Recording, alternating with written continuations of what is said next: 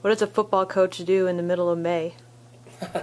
Well, it's spring recruiting like crazy. I think we get about kind of a week to assess spring ball and watch scrimmage and get with our kids and kind of finalize all that. But then we're kind of on the road now, spring recruiting for next year, and so all the coaches kind of hit their areas, and we start dusting up the next batch for next year.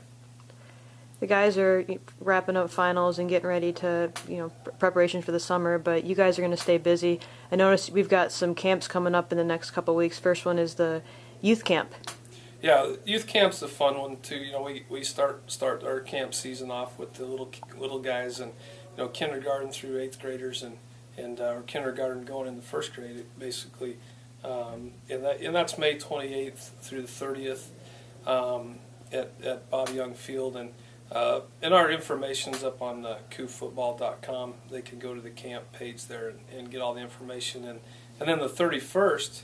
After that camp, we come back the next day, and there's just a coup ball camp where the kids love coup ball at camp, and we just have a day where we kind of have a tournament and league breakdown of just all coup ball for the whole day, and that's pretty cool too. So that's fun, and then we start getting into our 1 days high school camps and team camps, and then one that's always really special is the father-son camp on Saturday.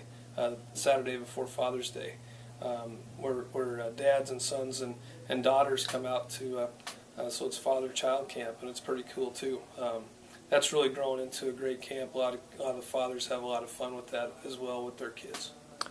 And the nice thing for both the youth camp and coup ball, it's for boys and girls. Yes, and we have, especially with Cougar Kids Day, we loved having all the girls out there. It's been great, and the father-child camp same way, but our kids camp was very open to. We have a lot of girls that attend that, and my daughter being one of them. I kind of want to talk to you about some of your guys. It's graduation season's upon us, and first off, you had Braden Weakley, who a couple days ago was named as USF's Male Athlete of the Year. That's quite an honor. It is, especially with all the great athletes from all the sports in this school, and Braden's been a great, not only on the field but just off the field, and all the things he's done. The impact he's made on a lot of people's lives here, coaches' lives here, players, teammates. But Braden's also been is a great athlete here, being at both roles of kicking and punting, and how he's done that over the years, and so we're really proud and honored to have Braden be that recipient. You've talked since you've been here the last 2 years about how it's not just about football, it's about raising young men to be leaders and going on after college, and some of these guys are starting to get jobs, and I noticed Erik Anderson is going to be the new 4th grade teacher at Lennox, and he's also going to be an assistant high school coach.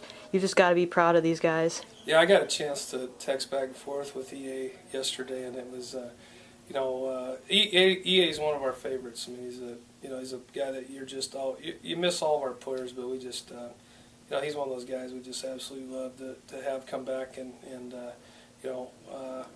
he's just one of our personalities that we love having around it, and he was so excited because he's going to be a heck of a teacher and a heck of a coach. The kids are going to love him.